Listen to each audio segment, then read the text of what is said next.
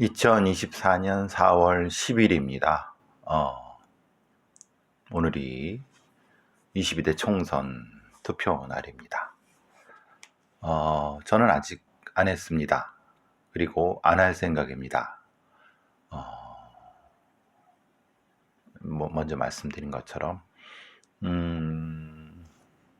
제 마음을 아직까지도 아프게 하는 것은 녹색정의당의 4번 권영국 변호사가, 그래서 그래도 지역구는 안 찍더라도 비례는 좀 보태야 되지 않냐라는 생각도 하지만 녹색정의당의 그동안의 행태에 대해서 저는 기계적으로 정의당이라든가 아니면은 또 그런 쪽에 있는 후보들한테 투표를 해온 것 같아요.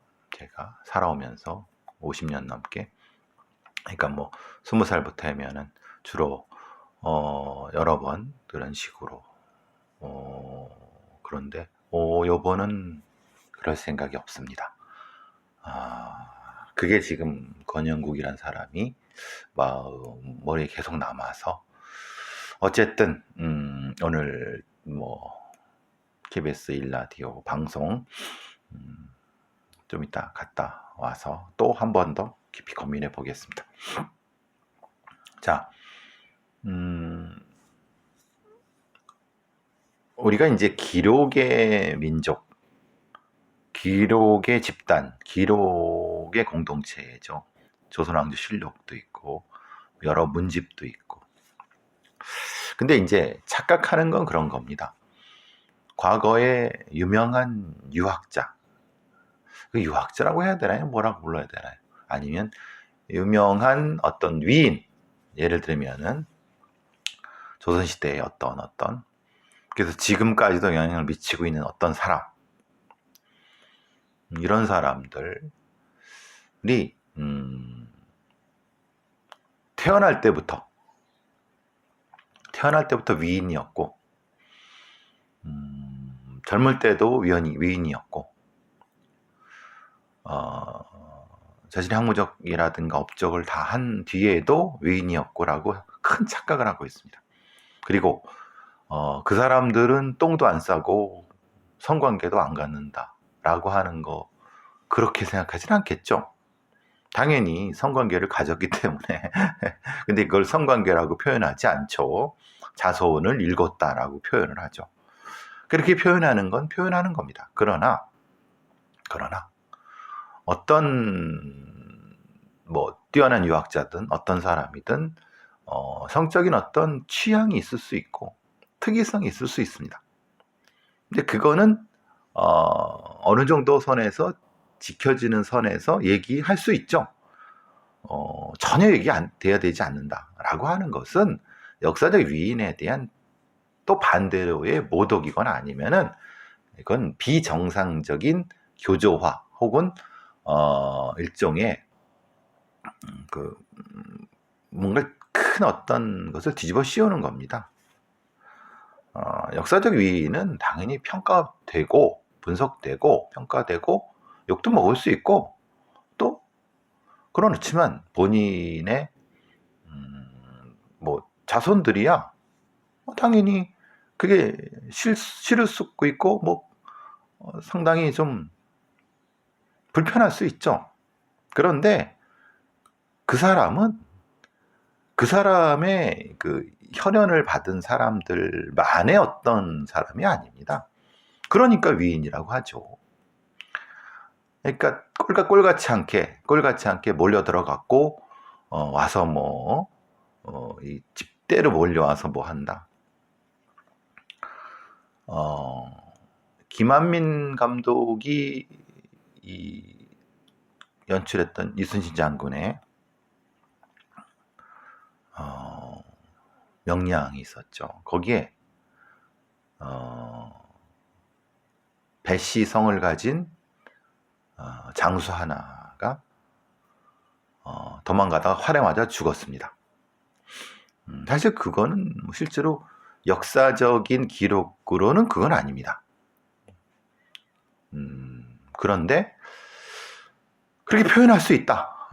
아니 뭐 근데 이제 그건 역사의 기록이 없는 거기 때문에 좀 조심스럽게 해달라 정도는 얘기할 수 있고, 과거의 역사의 어떤 배신자도 있겠고, 또 나라를 위해서 구국 영웅도 있을 수 있습니다. 그런 것들이 비교적 자유스럽게 어떤 근거를 가지고 자유스럽게 토론되고 분석되고 그런 과정에서 하나의 역사라는 게 만들어지는 거지, 내 조상은 아주 그냥 다 잘나고 아주 그냥 숭고하고 뭐 그래. 왜 자기 조상입니까? 자기만의 조상입니까? 혈연이라고 하는 것이 다 퍼지고 핏줄이란 것이 유전이란 걸 말 같지도 않은 소리입니다. 그러니까 그렇게 보고 싶은 사람은 보는 거고, 또 그게 또 맞는 거고, 또 그렇지 않은 부분도 위인한테는, 역사적 위인한테는 분명히 존재합니다. 생각해 보시면 세종대왕도 고기만 드시고 후궁도 많이 드시고, 어떤 굉장히 큰 절대적인 위인. 그럼 충무공은 뭐 부인을 한 분만 두셨습니까? 아닙니다. 다른 분도 계셨습니다. 뭐 이런 거 사실 뭐 얘기하죠. 얘기하고 그 당시에는 그럴 수 있었고, 또 왜 또 성적 취향이고, 이런 것들이 자유스럽게 분석되고 얘기되고 토론되면서 오히려 그 위인의 그런 것이 더, 물론 그런 과정에서 어떤 뭐 유튜브라고 하는 어떤 매체라든가 아니면 이런 매체들이 사실 좀 말하는 게 불편할 수 있죠. 근데 그런 불편함까지 다 일일이 간섭하고 검열하고 그러면, 아니면 뭔가 하면 역사적인 어떤 언론이라든가 이런 것들은 막힐 수밖에 없는 겁니다. 당연히 안 했으면 좋았을 얘기도 있습니다. 그런데 굳이 그걸 가지고 지금 뭐 따따붙다 하는 것은 더 미련한 짓이다. 그런 얘기를 해봅니다. 제가 무슨 얘기 했는지 알 겁니다. 자, 어제 오후에 제가 이제 방송을 올리려고 상당히 저도 이 부분은 좀 상당히 문제가 있는 거다. 숏컷 페미 폭행한 20대에 대해서 제가 며칠 전에 올렸습니다. 그가 아주 가증스러운 형태의 선처, 형사 합의는 안 하고 로펌에서 해갖고 뭐 선처해달라고 뭐 변호사를 통해서 하고 있다. 정작 그러면은 형사 합의를 해서 치료비를 물어주든가 그런 것도 안 하고 사과도 안 하고, 상당히 문제다. 결국은 1심 선고가 났는데 이게 참 설명이 필요한 것 같아요. 상당히 이렇게 판사들이 참 엉뚱하게 했네. 그래서 이쪽 지역에 여성 단체들이 이건 여성 혐오 범죄인데 따위로 심신미약으로 판결하는 게 맞냐? 여성 단체가 거세게 반발하고 있고요. 정확히 말하면 진주 편의점 여성 혐오 범죄의 선고에 대한 여러 여성 단체들의 반발에 대한 얘기입니다. 창원지방법원 진주지원 형사 3단독 김도형 부장판사입니다. 이제부터는 저는 웬만하면은 판사의 실명을 다 까겠습니다. 왜냐하면 이것은 본인의 이름으로, 본인의 권한으로, 본인의 어떤 직업적인 것으로서 판결을 내린 거기 때문에 본인이 분명히 책임을 져야 되는 부분입니다. 잘했든 잘못했든. 다시 말씀드리면 창원지방법원 진주지원 형사 3단독 김도형 부장판사입니다. 그 20대 놈이 폭처법 공동상해 혐의로 징역 3년이 선고됐습니다. 경찰은 5년을. 여기에 부과된 것은 편의점주한테는 물적 피해 보상 250만 원, 뭐 엉망으로 해갖고 물건 다 망가졌죠. 폭행을 날리다가 폭행당한 50대. 이분이 사실 되게 상당히 안타까워요. 그 20대 그 알바생을 그걸 도와주려고 해다 자기 또 어디가 골절이 나갖고 지금 직장도 잃었다고 하니까 그분한테 치료비 위자료 1,000만 원을 배상하라 하는 명령까지 됐습니다. 근데 정작 당사자한테는 아무런, 왜냐 이건 당사자고 이건 이제 편의점주라든가 그 다른 폭행당한 사람은 당사자가 아닌 형태이기 때문에. 근데 이것도 좀 묘하지만 어쨌든 뭐 이렇게 됐습니다. 근데 여기서 문제가 이 20대 놈이 주장하는 심신미약에 대해서 심신미약을 인정을 했어요. 근데 여기까지는 이제 많은 분들이 어떻게 저런 놈을 심신미약을 인정을 하느냐, 그러면은 그럼 사람 때려놓고 심신미약이라고 주장하면은 다 인정되는 거 아니냐? 근데 거기에 이렇게 간과하고 있는 게 하나 있습니다. 대검찰청의 정신감정평가입니다. 그 웃기지 않아요? 대검찰청의 정신감정평가가 오히려 피고인 쪽이 유리하게 해석이 된 거예요. 이게 뭐냐? 이게 생각하면 피고인이 자기가 이제 주장하는 어떤 정신과 의사나 이런 사람들, 변호인을 통해서 이 사람 이렇게. 근데 그게 아니라, 그런 쪽의 득이 아니라 오히려 그 검사 쪽, 말하자면은 국가인 대검찰청. 그럼 대검찰청 정신감정을 누가 하겠습니까? 여러분, 제가 몇 번 말씀드린 이 위험성에 대해서 계속 말씀드렸습니다. 지금 스모킹건, KBS ETV의 스모킹건이라고 하는 프로그램이 지금 거의 시즌2를 가고 있습니다. 거기에 대검찰청 통합심리실이라고 하는데 외자로 된 어떤 심리실장이 나온 거 보셨을 겁니다. 그러니까 누군지 아실 겁니다. 거기 통합심리실에서 굉장히 여러 거짓말 탐지기 조사도 하고 심리평가도 하고 계속 그거 합니다. 근데 제가 몇 번 그런 말씀 드렸습니다. 저건 위험하다. 쟤네들이 통합심리평가를, 그래, 거짓말 탐지기는 할 수 있다. 왜냐면 그건 이제 기계로 하는 거니까. 그런데 다른 심리평가 같은 경우 이런 거를 쟤네들이 한다고 쟤네들한테 권위를 줘버리면 이건 심각한 문제가 될 수 있다. 그리고 실제로 몇몇 했는 것도 사실 엉성하고 엉망이고. 그래서 그럼 대검찰청에 심리분석관들이 있느냐? 심리분석관들이 있는 것 같은데 제가 아는 저랑 같이 일했던 사람은 아닌 것 같고 그 뒤에 있는 배치된 사람 같아요. 그러니까 오히려 여기서 대검찰청의 정신감정평가를 얘네들이 해버렸어요. 근데 문제는 얘네들이 그 정도의 어떤 전문성이나 이것이 있는지 그건 모르겠어요. 그러면은 정확히 대검찰청의 통합심리실의 정신감정평가 통합심리실이 했는지, 일단 통합심리실이 안 했으면 누가 했는지, 그리고 그것에 대한 정신감정평가라는 것이 얼마만큼의 과학성과 적합성이 있는지, 이 부분이 평가가 안 된 거예요. 말하자면 이걸 갖다 놓고 판사가 받아들인 거예요. 얘는 심신미약이다. 근데 이것만 가지고 받아들인 건 아니에요. 때린 거 어떤 폭행의 수위라든가, 그리고 전자레인지에 전화기를 넣고 돌린 수법. 그러니까 이렇게 미친 짓을 했으니까 얘가 미쳤다는 거예요. 정신적으로 문제가 있다는 거예요. 즉 말하자면, 그러니까 때리는 걸 보니까 얘가 비정상적이더라. 아니 그거를 판사 니네들이 어떻게 합니까? 그러니까 때리는 거 보니까 이상하게 때리더라, 이거잖아요. 아니 그거 가지고 심신미약을 판단할 수 있습니까?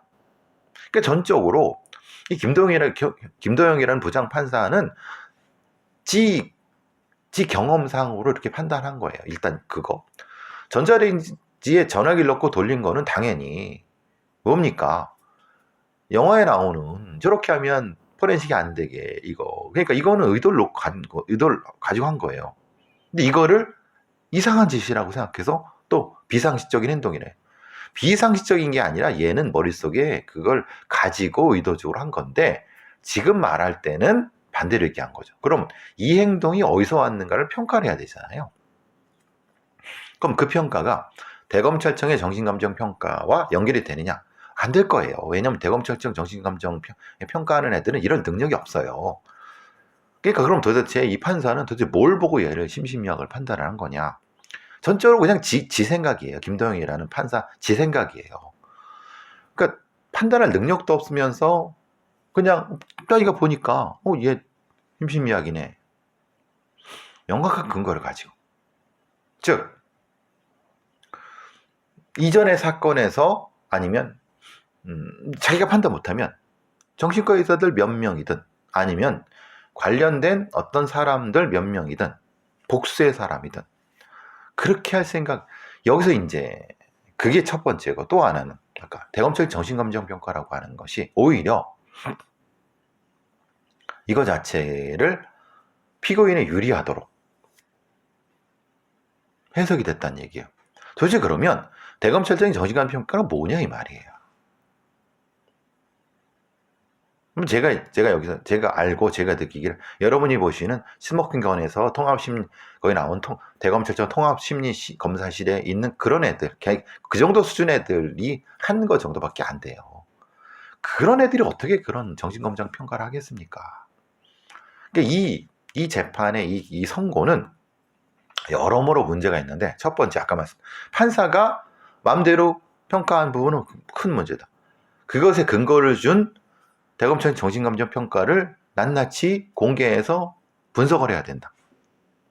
그런데 이걸 낱낱이 공개해서 분석할 수 없어요. 왜냐하면 이거를 판단하는 건 우리나라의 사법체계상 기본적으로 판사가 알아서 하는 거예요. 어쨌든 형량도 문제. 이건 굉장히 위험한 놈인데 대단히 위험한 놈이라고 여러분이 보셔도 그렇고 상식적으로 봐도 그렇잖아요. 또 아주 악의적이에요. 형사 합의도 안 하고 그러니까 여러 가지 면에서 문제가 되는 어떤 이런 부분에 대해서 제대로 된 평가를 안 하고 범죄를 인정하고 심신미약이고 초범인 걸 참작했대요. 이 판사들이. 범죄를 인정한다는 건 제가 말씀드렸잖아요. 범죄 인정은 당연히 하죠. 증거가 명확하고 CCTV가 있는데 이거를 감형의 요소로 삼는다는 게 이게 제정신인 인간들입니까? 판사? 이게 대가리 총 맞은 인간들이지. 심신미약 이게 말도 안 되는 심신미약이라는 거예요. 말 같지도 않은 근거도 없는 진짜 지들 맘대로 심신미약. 초범이라고 때려서 죽이면 되겠네요. 이게 상당히 문제가 있는 판결이다. 그러니까 피해자 쪽에 관련된 여러 가지 부분, 탄원이라든가 아니면 뭐 치료비도 뭐 지급해주지 않는 거, 합의 안 한 거 이런 것들이 다 가만히 안 되고 오히려 반대로 이 피고인에 유리한 쪽만 해버렸어요. 폭력성도 높은데도 불구하고. 페미니스트는 맞아야 된다. 이 말한 걸 쭉 보시면 이게 정신적으로 문제가 있는 게 아닌데 근데 결국은 검찰의 구형 자체가 5년도 문제고 검찰의 구형 자체 할 때의 어떤 비정상적인 어떤 범행이라고 하는 부분에 대해서 정신감정 자체가 잘못된 거죠. 즉 검찰의 대검찰청의 통합심리실에서 한 피고인의 얘는 좀 이상한 애다라고 하는 거를 얘들은 이렇게 검사애들은 이렇게 주장을 했는데 제대로 자기들이 의도하는 것만큼 한 것이 아니라 판사가 반대로 해석할 수 있게 해버린 거예요. 아니면은 검찰 애들도 얘를 잘못 판단한 거죠. 어떻게 보면. 그러니까 결국은 뭐냐. 다시 말씀드리면 이거는 대검찰청 통합심리실에 정신감정을 하는 얘들이 사실 문제는 만약에 얘들이 했으면 얘들의 전문성에 대해서 탄핵이 들어가야 되는 거고 만약에 다른 어떤 정신감정을 할 수가 없어요. 왜냐하면 대검찰청까지 갔다. 이거는 여기 그 창원 쪽에 한 거기 때문에 제가 분명히 그 대검찰청 통합심리실에 했던 여러 가지 분석들이 이거 심각히 문제가 있다. 얘네들의 전문성이라도 이거 크게 사고 칠 수 있다라고 분명히 스모킹건 관련된 방송을 할 때도 말씀을 드렸는데 결국은 이런 사고를 치는 거예요. 능력이 없으면 하지 말라고. 능력도 없는 인간들이 왜 대검찰청 통합심리실 그따위에 들어가서 거기서 그런 짓을 해? 이게 이게 뭐 하는 거냐고. 예. 근데 그걸 검증할 수 있는 방법이 없어요. 그러니까 지들이 대검찰청 통합심리실에 있는 그 전문가 입내라고 떠들고 지들 하니까 마치 지들이 전문가인 것처럼 거기서 행세하고 있는 거예요. 그거를 이게 진짜 걔들이 전문가인지 아닌지를 검증할 방법이 없어요. 검사들이나 수사관들이 뭐 수사해놓고 객관적 검증도 안 받고 그냥 전문적 검사 입내 무슨 뭐 수사가 있네 해버리니 똑같은 꼬락선이에요. 이걸 기반으로 결국은 이 재판 김도영 부장판사는 여성 단체들이 얘기했듯이 이걸 혐오 범죄를 보지 않은 거예요. 단순 폭행으로 본 거예요. 이게 단순 폭행 맞습니까? 야, 너 팸이잖아. 쇼코 태는 건 팸이야. 그래, 너 맞아야 되라고 한 건데 이게 여성 혐오 범죄가 아닙니까? 근데 문제는 우리나라는 혐오 범죄라고 하는 헤이트 크라임이라고 하는 개념이 없어요. 형법전에도 없죠. 그러니까 그래도 이것은 동기 부분에서 분명히 감안을 했어야 된다. 그걸 못한 거는 검사들인 거죠. 검찰이 그렇게 구형을 하지 않았기 때문에. 그러니까 지금 이것은 김도영이란 부장판사도 문제가 있지만은 사실 검찰의 수사와 검찰의 심리평가 자체에 문제가 있는 거예요. 이거를 이 여성단체라든 이런 분이 이제 제대로 이해하셨으면 좋겠다는 생각이 들어요. 판사도 문제지만 이건 검찰의 기본적으로 문제. 이건 이렇게 기소되면 안 되는 거죠. 그리고 그렇게 대검찰청에 있는 통합심리분석실에 있는 정신감정은 절대 믿으면 안 되는 그걸 해버리니까 판사가 거꾸로 후려쳐버린 거죠.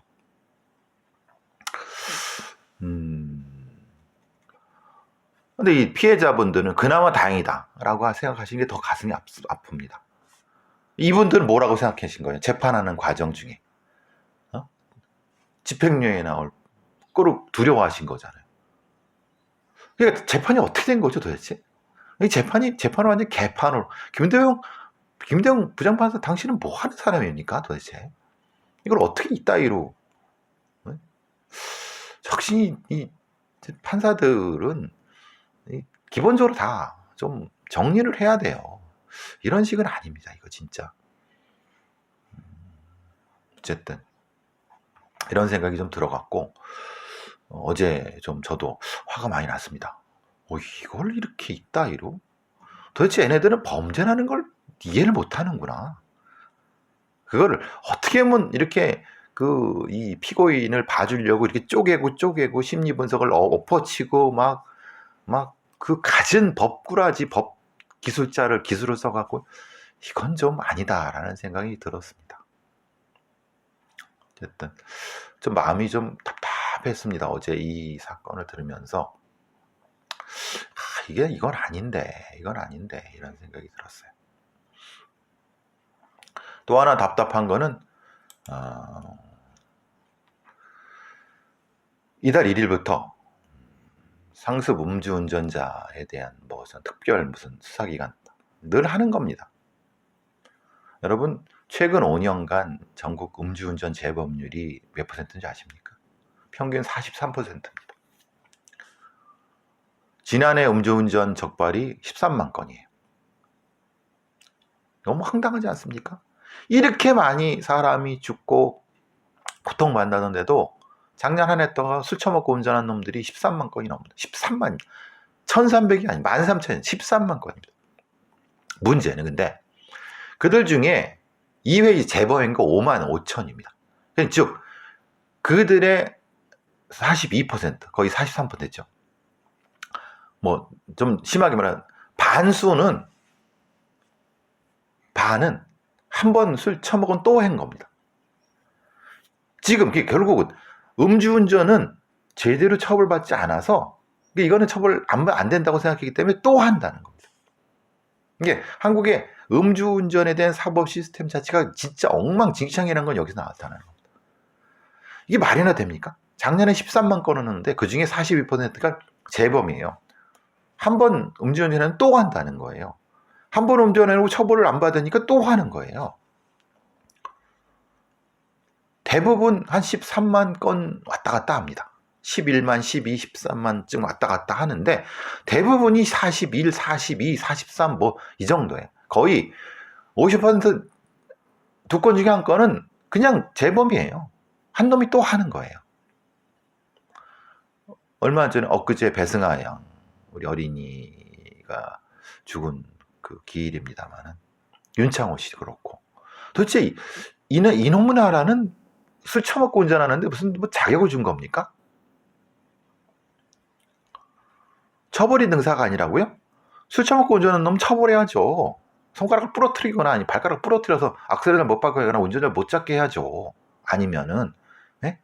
아니 사람을 죽일 수 있는 음주운전을 하는데도 이게 말이나 됩니까?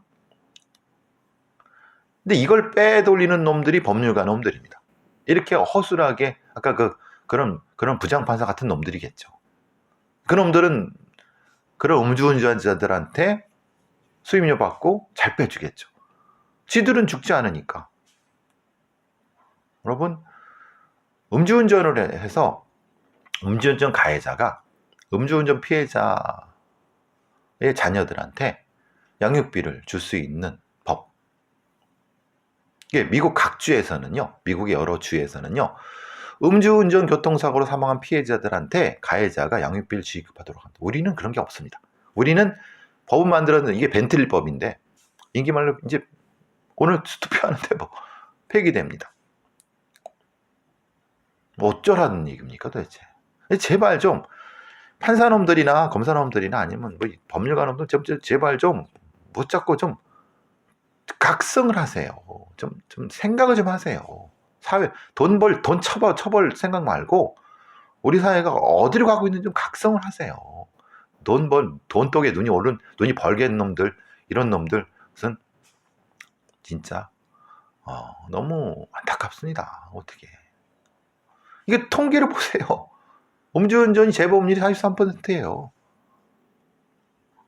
그걸 이렇게 허술하게 처리하는 놈들이 검사놈, 판사놈들입니다. 그리고 그걸로 처먹고 사는 놈들이 변호사놈들이에요. 이게 뭐 하는 짓입니까? 어쨌든 네, 좀 있으면 너무 흥분할 것 같아서